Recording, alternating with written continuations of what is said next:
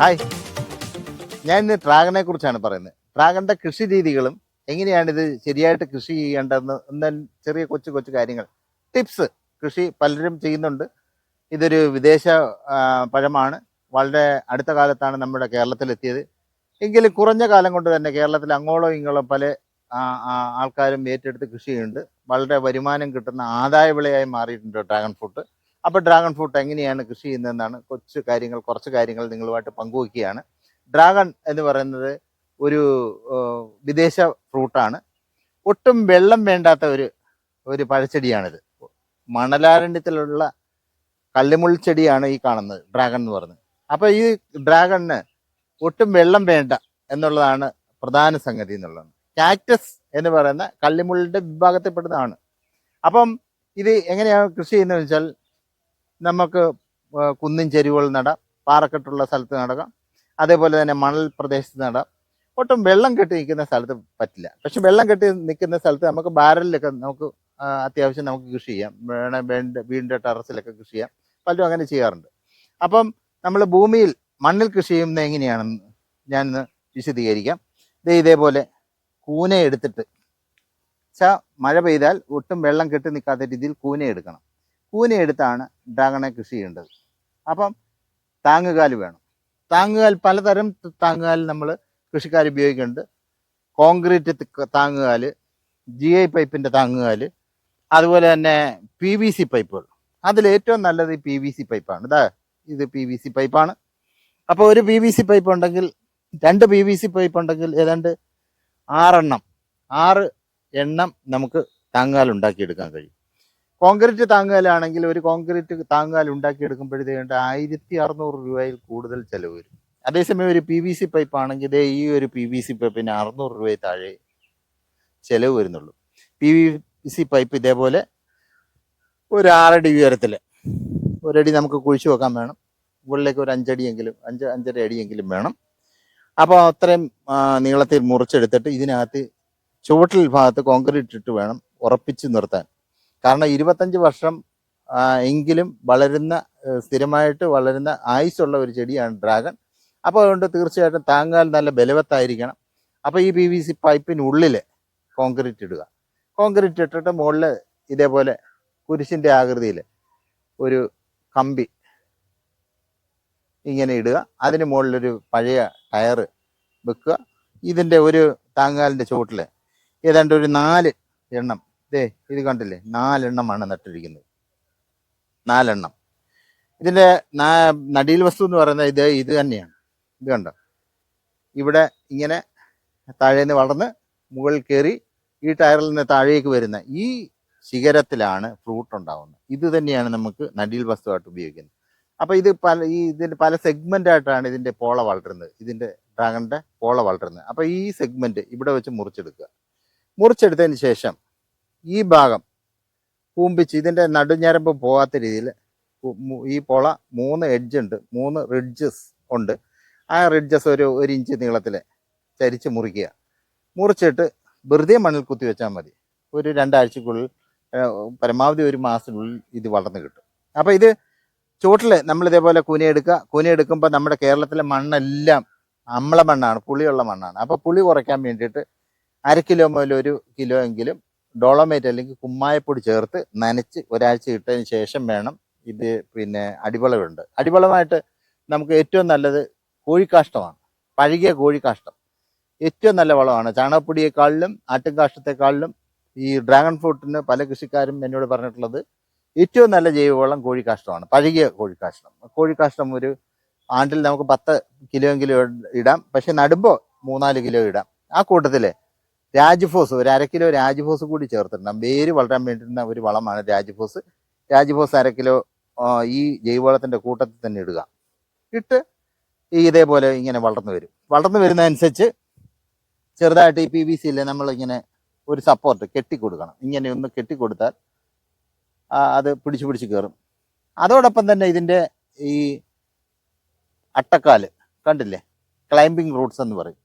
Climbing Roots കൃത്യമായിട്ട് ഈ PVCയിൽ നല്ല ബലമായിട്ട് തന്നെ പിടിച്ചിരിക്കുകയാണ്. ഇതിൻ്റെ ക്ലൈംബിംഗ് റൂട്ട്സ് ആണ് ഈ കാണുന്നത്, ഈ നാര് പോലെ കാണുന്നത്. അപ്പോൾ ഇത് ശരിക്കും PVCയിൽ ഇതേപോലെ ക്ലൈംബിംഗ് റൂട്ട് ഉണ്ടാവും. കുരുമുളകിനുമൊക്കെ ഇതേപോലെ തന്നെ PVC-യിൽ നമുക്ക് വേണമെങ്കിൽ കുരുമുളകും വളർത്താം. അതേപോലെ തന്നെ ഡ്രാഗൺ ഫ്രൂട്ടിനെയും ഇതേപോലെ വളർത്താം. അപ്പം ഇങ്ങനെ ക്ലൈംബിംഗ് റൂട്ടിൽ കയറി മുകളിൽ വന്നിട്ട് താഴോട്ട് വരുന്ന ഈ ബ്രാഞ്ചിലാണ് കായ്കൾ ഉണ്ടാവുന്നത്. അപ്പം പിന്നീട് നമുക്ക് വളർന്നതിന് ശേഷം ആണ്ടിലൊരു 3-4 തവണ നമുക്ക് ജൈവവളങ്ങൾ കൊടുക്കാം. ജൈവവളം ഈ പറഞ്ഞ പോലെ കോഴിവളം കൊടുത്താൽ മതി. ഈ കോഴിവളം കൊടുക്കുന്ന കൂട്ടത്തിൽ തന്നെ ഇച്ചിരി രാജ്യബോസ് ഇടാം. അതേപോലെ പൊട്ടാഷാണ് ഫ്രൂട്ട് ഉണ്ടാവാൻ വേണ്ടുന്ന വളം, പോഷകം. ആ പൊട്ടാഷ് ഒരു ആണ്ടിൽ 1 കിലോ എങ്കിലും കൊടുക്കാം. അപ്പം നമുക്കത് ഓരോ തവണ കൊടുക്കുമ്പോൾ മറ്റു വളം കൊടുക്കുന്ന കൂട്ടത്തിൽ നമുക്കൊരു 10, 200, 250 ഗ്രാം എന്നുള്ള രീതിയിൽ 100 ഗ്രാം എല്ലാ മാസം വേണമെങ്കിലും കൊടുക്കാം. ആ രീതിയിലും കൊടുക്കാം. അപ്പം അങ്ങനെ കൊടുത്താൽ ഏതാണ്ട് 1 വർഷം കൊണ്ട് തന്നെ കായ്ച്ചു തുടങ്ങും. ആദ്യത്തെ വർഷം തന്നെ പിറ്റേ വർഷം 1 വർഷം ആകുമ്പോഴത്തേക്ക് കായ്ച്ചു തുടങ്ങും. കായ്ച്ചു തുടങ്ങിയാൽ നമുക്ക് ഒരു താങ്ങാലിൽ നിന്ന് 4 എണ്ണം നട്ടാൽ ഏതാണ്ട് 10 കിലോ എങ്കിലും ഉറപ്പായിട്ടും ശരിയായ പരിചരണം കൊടുത്താൽ 10 കിലോ എങ്കിലും ശരിയായ രീതിയിൽ കിട്ടും. അപ്പം ഈ താങ്ങുകാല് പല രീതിയിൽ ഞാൻ പറഞ്ഞു. കോൺക്രീറ്റ് താങ്ങുകാല് ഉപയോഗിക്കാം, GI പൈപ്പ് ഉപയോഗിക്കാം, അതുപോലെ തന്നെ PVC പൈപ്പ് ഉപയോഗിക്കാം.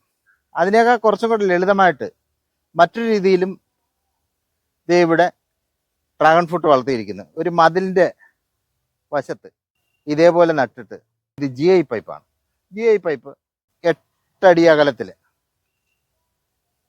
തൂണുകൾ സ്ഥാപിച്ചുകൊണ്ട് അതിൻ്റെ മുകളിൽ ഇങ്ങനെ നെടുനീളത്തിൽ GI പൈപ്പ് തന്നെ. ഇത് ട്യൂബ് പൈപ്പാണ്, സ്ക്വയർ ട്യൂബ് പൈപ്പിലേക്ക് താഴെ നിന്ന് വളർത്തി ഇതിൻ്റെ മുകളിലെത്തി ഇതേ കണ്ടില്ലേ താഴോട്ട് വളർന്ന് ഇറങ്ങിയിരിക്കുന്നു. ഇത് ലളിതമായ ഒരു മാർഗമാണ്. അപ്പം കുറച്ചും കൂടെ ലാഭമാണ്. ഈ PVC-യേക്കാൾ കുറച്ചും കൂടെ ലാഭമാണിത്. അപ്പോൾ ഈ മതിലൊക്കെ ഉള്ളിടത്ത് ഇറമ്പിൽ ഒട്ടും സ്ഥലമില്ലാത്തവർക്ക് പോലും ചെയ്യാവുന്ന ഒരു കൃഷി രീതിയാണ്, കൃഷി സമ്പ്രദായമാണ് ഈ കാണുന്ന ഒരു നടീൽ രീതി. അപ്പം അങ്ങനെ പല രീതിയിൽ നമ്മൾ കൃഷിക്കാർ ഡ്രാഗൺ കൃഷിയുണ്ട്. അപ്പം ഡ്രാഗണിൻ്റെ മറ്റൊരു പ്രത്യേകത എന്ന് പറഞ്ഞു കഴിഞ്ഞാൽ വലുതായിട്ട് കീടങ്ങളും രോഗങ്ങളും ഒന്നും ഉണ്ടാവത്തില്ല. പക്ഷെ എന്നിരുന്നാലും ചിലപ്പോൾ ഈ പോളകളിൽ ഒരു ഫംഗസ് രോഗം വരും, മഞ്ഞളിപ്പ് രോഗം. മഞ്ഞളിപ്പ് രോഗത്തിന് പ്രധാനമായിട്ടും നമ്മൾ ചെയ്യാൻ ഏറ്റവും നല്ല ഒരു ജൈവ കീടനാശിനിയുണ്ട്. അത് ബോർഡോ മിശ്രിതമാണ്. ബോർഡോ മിശ്രിതം ആണ് ഏറ്റവും ഫലപ്രദമായിട്ട് ഇതിനെ നിയന്ത്രിക്കാൻ, ഇതിന് വരുന്ന കുമിൾ രോഗത്തെ നിയന്ത്രിക്കാൻ പറ്റിയത്. ഇതേ ഇവിടെ ഈ കാണുന്നതാണ് അത്തരത്തിലൊരു ഫംഗസ് ബാധ. ഇതേ കാണുന്നുണ്ടല്ലോ മഞ്ഞളിച്ച്. ഇങ്ങനെ കാണുന്ന ഭാഗം അവിടെ വെച്ച് കട്ട് ചെയ്യുക. കട്ട് ചെയ്തതിന് ശേഷം നമുക്ക് പിന്നെ ഒരു ബോർഡോ മിശ്രിതം അപ്ലൈ ചെയ്ത് കൊടുത്തു കഴിഞ്ഞാൽ അത് രക്ഷപ്പെട്ട് കിട്ടും. അപ്പം കൃത്യമായ നിരീക്ഷണമുണ്ടെങ്കിൽ, പിന്നെ കീടബാധകളൊന്നുമില്ല, നിരീക്ഷണമുണ്ടെങ്കിൽ രോഗങ്ങളൊന്നും ഉണ്ടാവാതെ നമുക്ക് സംരക്ഷിച്ച് 25 വർഷം വരെ നിൽക്കാം. പിന്നെ ഇതിൻ്റെ ഒരു പ്രത്യേകത എന്ന് പറഞ്ഞു കഴിഞ്ഞാൽ ഈ കാക്കയും കിളിയൊന്നും ഈ ഫ്രൂട്ട് നശിപ്പിക്കത്തില്ല. നമ്മൾ സാധാരണ മാങ്ങ ആണെങ്കിലും ചക്കയാണെങ്കിലും പേരയ്ക്കയാണെങ്കിലും റംബൂട്ടാനാണെങ്കിലും കിളിശല്യം അല്ലെ ഇതുപോലുള്ള പിന്നെ അണ്ണാൻ്റെ ശല്യം അല്ലെ കുരങ്ങൻ്റെയൊക്കെ ശല്യമുണ്ട്. ഇതിനെ സംബന്ധിച്ച് അങ്ങനെയില്ല. കാരണം എന്ന് വെച്ചാൽ ഇതിൻ്റെ പോളയിൽ ചെറിയ തോതിൽ മുള്ളുണ്ട്. ഈ പോളകളിലൊക്കെ ഈ മുള്ളുള്ളത് കൊണ്ടാണെന്ന് തോന്നുന്നു കാക്കയും കിളിയും മറ്റു ക്ഷുദ്ര ജീവികളും ഇതിനെ ആക്രമിക്കാത്തത്. ഇത് വർഗീസാറാണ്. നമ്മുടെ ചെങ്ങന്നൂർ ബുധനൂർ പഞ്ചായത്തിലെ പെരിങ്ങലപ്പുറം എന്ന് പറയുന്ന സ്ഥലത്തെ ഈ സ്റ്റേറ്റ് ബാങ്ക് ഓഫ് ഇന്ത്യയുടെ ചീഫ് മാനേജറായിട്ട് റിട്ടയർ ചെയ്ത വർഗീസാറിൻ്റെയാണ് ഈ കാണുന്ന ഡ്രാഗൺ ഫ്രൂട്ട് തോട്ടം. കഴിഞ്ഞ 5 വർഷമായിട്ട് നടത്തി വരുന്ന ഒരു വിജയകരമായ കൃഷിയാണ്. പലതരം കൃഷികളുണ്ട് ഇവിടെ. അതിലേറ്റവും വിജയകരമായി നടത്തിക്കൊണ്ടിരിക്കുന്ന ഒരു കൃഷിയാണ് ഡ്രാഗൺ ഫ്രൂട്ട്. അപ്പോൾ അദ്ദേഹത്തിൻ്റെ അനുഭവങ്ങൾ എന്തൊക്കെയാണെന്ന് നമുക്ക് ചോദിക്കാം. തീർച്ചയായിട്ടും ഒരുപാട് പരീക്ഷണങ്ങൾ ഇക്കാര്യത്തിൽ, പ്രത്യേകിച്ച് അതിൻ്റെ താങ്ങുകാലിൻ്റെ കാര്യത്തിൽ പല പരീക്ഷണങ്ങളും നടത്തിക്കൊണ്ടിരിക്കുകയാണ് വർഗീസാറ്. അപ്പം ഈ താങ്ങുകാലിലാണ് ഈ ഡ്രാഗൺ ഫ്രൂട്ട് വളർത്തേണ്ടത്. അപ്പം വളർത്തുന്നതിന് പലതരം ഡ്രാഗൺ ഫ്രൂട്ടുകാർ പലതരത്തിലുള്ള പിന്നെ ഈ താങ്ങുകാൽ ഉപയോഗിക്കുന്നുണ്ട്. അപ്പോൾ ഇതിൻ്റെ പരീക്ഷണത്തിൽ, ഈ താങ്ങുകാലിൻ്റെ പരീക്ഷണത്തിൽ ബഹുദൂരം മുന്നോട്ട് പോയ ഒരാളാണ് വർഗീസാറ്. എത്ര നാളായി നമുക്ക് ഈ ഡ്രാഗൺ ഫ്രൂട്ടുമായിട്ട് തുടങ്ങിയിട്ട്? എത്ര വർഷമായി? ശരിക്കും കോവിഡ് കാലത്താണ് ഇത് ആരംഭിച്ചത്. കോവിഡിന്റെ മൂർത്തിനെ ഏകദേശം 2021 ആദ്യം ഒരു പരീക്ഷണമായിട്ട് കുറച്ച് തൈകൾ മാത്രം വെച്ച് നോക്കി. സാറിന്റെ അഭിപ്രായത്തിൽ ഡ്രാഗൺ ഫ്രൂട്ട് കൃഷി എങ്ങനെയുണ്ട്? തീർച്ചയായിട്ടും വളരെ പ്രോഫിറ്റബിൾ ആണ്, വളരെ ലാഭകരമായ കൃഷിയാണ്. നട്ടാൽ എത്ര വർഷം കൊണ്ട് നമുക്ക് ആദായം എടുക്കാൻ പറ്റും? മിക്കവാറും 1 വർഷം കൊണ്ട് തന്നെ നമുക്ക് 1 വർഷം കൊണ്ട്. അപ്പൊ സാറിന്റെ ഈ ഡ്രാഗൺ ഫ്രൂട്ടിന്റെ ഈ താങ്ങുകാലിന്റെ പരീക്ഷണം പലതരം പരീക്ഷണങ്ങൾ സാർ താങ്ങാല ചെയ്യുന്നുണ്ടെന്ന് അറിഞ്ഞു. ഞാനിത് ഡ്രാഗൺ ഫ്രൂട്ട് കൃഷി പഠിച്ചത് തന്നെ യൂട്യൂബിൽ കൂടെ ആണ്. അതെ അതെ. ആ സമയത്ത് വേറെ മാർഗങ്ങളില്ലായിരുന്നു. ആ. താങ്ങാൽ ആദ്യം ചെയ്തത് കോൺക്രീറ്റ് തൂണായിരുന്നു. കോൺക്രീറ്റ് കോൺക്രീറ്റ് നമ്മൾ കമ്പി ഇട്ട് വാർത്ത് കോൺക്രീറ്റ് തൂൺ ഉണ്ടാക്കി അതിന്റെ മുകളിൽ കമ്പി ഇട്ട് അതിന്റെ മുകളിൽ ടയർ വെച്ചൊക്കെയാണ് ചെയ്തുകൊണ്ടിരുന്നത്. അത് നല്ല അതിന്റെ പ്രശ്നം അത് നല്ല കോസ്റ്റ്ലി ആണ്. എന്താ എത്ര രൂപ ഏകദേശം ഒരു 1500 1600 രൂപ ഒരു താങ്ങാലിന് വരും. ആ. അങ്ങനെയാണ് ഞാൻ ആദ്യമേ തുടങ്ങി വെച്ചത്. ഒരു 7 താങ്ങാലിലാണ് തുടങ്ങി വെച്ചത്. അത് കഴിഞ്ഞിട്ട് പിന്നെ എനിക്ക് തോന്നി വീട്ടിൽ കുറെ PVC അല്ല മറ്റേ GI പൈപ്പ് ഉണ്ടായിരുന്നു. GI പൈപ്പ് വെച്ചിട്ട് കുറെ താങ്ങാലുണ്ടാക്കി ചെയ്തു. GI പൈപ്പിന് പുറത്ത് ക്രോസ് ആയിട്ട് വെൽഡ് ചെയ്ത് പിടിപ്പിച്ച് കമ്പി പിടിപ്പിച്ചിട്ട് ടയർ വെച്ച് ചെയ്തു. പക്ഷെ GI പൈപ്പിന്റെ ഒരു ദോഷം ഇത് ദീർഘകാല വിളയായതുകൊണ്ട് ഇടയ്ക്ക് ചിലപ്പോൾ തുരുമ്പിക്കുകയോ ചെയ്യുമോ എന്ന് നമുക്ക് അറിയത്തില്ല. അതുകൊണ്ട് ഞാൻ അത് ഉപേക്ഷിച്ചിട്ട് ഇപ്പൊ ചെയ്യുന്നത് ഈ 4 ഇഞ്ചിന്റെ PVC പൈപ്പ് എടുത്തിട്ട് 4 ഇഞ്ചിന്റെ PVC ആകുമ്പോൾ ആവശ്യത്തിനുള്ള കനമുണ്ട്. 4 ഇഞ്ചിന്റെ PVC എടുത്തിട്ട് അത് ഒരു 1.5 അടി മണ്ണിൽ കുഴിച്ചിടും. കുഴിച്ചിട്ട് അതിന്റെ മണ്ണിൽ ഉറച്ചു നിർത്താൻ വേണ്ടി കോൺക്രീറ്റ് ഇടും ചുറ്റും. എന്നിട്ട് PVC പൈപ്പിനകത്ത് കോൺക്രീറ്റ് ചെയ്യും. കോൺക്രീറ്റ് ചെയ്യുമ്പോൾ കമ്പി ഉപയോഗിക്കുന്നില്ല, വെറും മെറ്റലും മണ്ണിലും സിമെന്റും മാത്രം ഉപയോഗിച്ച് കോൺക്രീറ്റ് ചെയ്യും. കോൺക്രീറ്റ് ചെയ്യുമ്പോൾ നല്ല മറ്റേ ഈവൻ കോൺക്രീറ്റ് തൂണിനേക്കാളും നല്ല ബലമുള്ള തൂണായി. പിന്നെ അത് ചെയ്യുന്നതിന് മുമ്പായിട്ട് മുകളിൽ ഓപ്പോസിറ്റ് ആയിട്ട് 2 കിഴുത്തുകളുണ്ട്. കമ്പി കൊണ്ട് കമ്പി കയറ്റിയിടാം. ഒരു 12 mm കമ്പിയാണ് ഉപയോഗിക്കുന്നത്. അപ്പൊ 2 അടി നീളമുള്ള 12 mm 2 കമ്പി ക്രോസ് ആയിട്ട് ഇട്ടിട്ട് അതിന്റെ മുകളിലാണ് ബൈക്കിന്റെ ടയർ വയ്ക്കുക. അപ്പൊ അതിന് ആവശ്യത്തിനുള്ള ഗ്യാപ്പ് ഉണ്ട്. അതിനിടയിൽ കൂടി ഇത് കിളിച്ച് പുറത്തേക്ക് വരും. അങ്ങനെയാണ് ഇപ്പൊ ചെയ്തിരിക്കുക. അപ്പൊ അത് എനിക്കൊന്ന് വളരെ ലാഭകരം. എനിക്ക് ഒരു PVC പൈപ്പിൽ 2.5 പീസ് കിട്ടുന്നു. അപ്പൊ 2 പീസ് യോജിച്ച് ചെയ്യുമ്പോൾ 2 PVC പൈപ്പ് എടുക്കുകയാണെങ്കിൽ 2 4 1 5 താങ്ങാലിന് 5 താങ്ങാലത്തേക്ക് 5 താങ്ങാലായി. ഇത് ചെയ്യാൻ കാരണം ഞാൻ ഈ ഭിത്തിയുടെ സൈഡിൽ ഇത് വെച്ചപ്പോ ഇത് ഭിത്തിയെ കൂടെ പിടിച്ചു കയറുന്ന കണ്ടു. അപ്പൊ ഞാൻ വിചാരിച്ചു ഇത്രയും ഒരു നീണ്ട ഒരു മതിൽ കിടപ്പുണ്ട്, അത് അത്രയും സ്ഥലം വേസ്റ്റ് ആക്കണ്ടല്ലോ എന്ന് വിചാരിച്ച് ഞാൻ അതിന്റെ സൈഡിൽ കൊണ്ടുവന്ന് നട്ടിട്ട് ഭിത്തിയെ കൂടെ പിടിച്ചു കയറും. അപ്പൊ ഒട്ടും സ്ഥലമില്ലാത്തവർക്ക് ഇത് ചെയ്യാം, എല്ലാവർക്കും ചെയ്യാവുന്ന കൃഷിയാണ്. ഇതും സാറിന്റെ എന്റെ ഒരു പരീക്ഷണമാണത്. പക്ഷെ ഇതും നമുക്ക് കൂടുതൽ പ്ലാന്റ് നടാൻ പറ്റും. ഓപ്പോസിറ്റ് നടാൻ തോന്നുന്നു. പക്ഷെ അത് വളരെ ഇതായി അടുത്തായി പോകും. ഇതിപ്പം ഇതിന്റെ എന്നിട്ട് ഈ ഒരു സപ്പോർട്ട് കൊടുത്താൽ സപ്പോർട്ട് കൂടി ഇങ്ങനെ താഴേക്ക് വരും. ഇത് നമുക്ക് മറ്റേനേക്കാളും ചീപ്പാണ്. ഇത് ഇത് നല്ല ബലവത്തായിട്ട് ഇതിൽ ഏകദേശം ഒരു 50-60 എണ്ണം നട്ടിട്ടുണ്ട്. 50-60 തൈ നിരയായിട്ട് നിർത്തിയിട്ടുണ്ട്. അപ്പൊ നമ്മുടെ മതിലിന് വെയിറ്റ് കൊടുക്കാതുണ്ട്. മതിലെ കൂടെ പടന്നു കഴിക്കുമ്പോ ഇങ്ങനെ ഇങ്ങോട്ട് ഇട്ടാൽ മതി. ഇത് അടുത്ത വർഷം തീർച്ചയായിട്ടും കായ്ക്കും. എന്റെ തന്നെ തൈകളാണ് ഉപയോഗിച്ചിരിക്കുന്നത്. അതുകൊണ്ട് എനിക്ക് വേറെ തൈ വാങ്ങിക്കേണ്ടി വന്നില്ല. ഇതേന്ന് തന്നെ തൈ കമ്പ് കട്ട് ചെയ്ത് ഇതിലെ കൂടെ വരാവുന്ന പ്രശ്നം ഈ ഫംഗസ് രോഗമാണ്. ചീയലുണ്ടാവും. ചീയലുണ്ടാകുമ്പോൾ അത് വലിയ പ്രയാസമാണ്. അത് കാണുന്ന പറഞ്ഞാൽ അത് കട്ട് ചെയ്ത് മാറ്റുകയാണ് ഏറ്റവും അന്നേരം തന്നെ കട്ട് ചെയ്ത് അത് വ്യാപിക്കാതിരിക്കും. അതിന്റെ മരുന്ന് അത്ര ഫലപ്രദമായിട്ട് എനിക്ക് അനുഭവപ്പെട്ടിട്ടില്ല. നോക്കി ഇപ്പൊ ബോഡോമിക്സറാണ് ഇപ്പൊ അടിച്ചിരിക്കുന്നത്. ഫ്രൂട്ട് കൃഷിയിലെ ഒരു വലിയ പ്രശ്നമാണ് ഈ കളകൾ ഉണ്ടാകുക. ഇതിനിടയിലൊക്കെ പുല്ല് കിളിച്ചു കഴിഞ്ഞാൽ പറിച്ചു മാറ്റാൻ വലിയ പ്രയാസമാണ്. അതിനാണ് ഈ വീട് മാറ്റിയിട്ടേക്കുന്നത്. അതുകൊണ്ടാണ് ഈ വീട് മാറ്റിയിട്ടിരിക്കുന്നത്. വീട് മാറ്റി ഇട്ട് കഴിഞ്ഞാൽ ഇതിനിടയിൽ കളയൊന്നും ഉണ്ടാവത്തില്ല. പിന്നെ അതിന്റെ ചുറ്റുപാടും ഉള്ളതെന്ന് കളകൾ മാത്രം പറിച്ചു കളഞ്ഞാൽ മതി.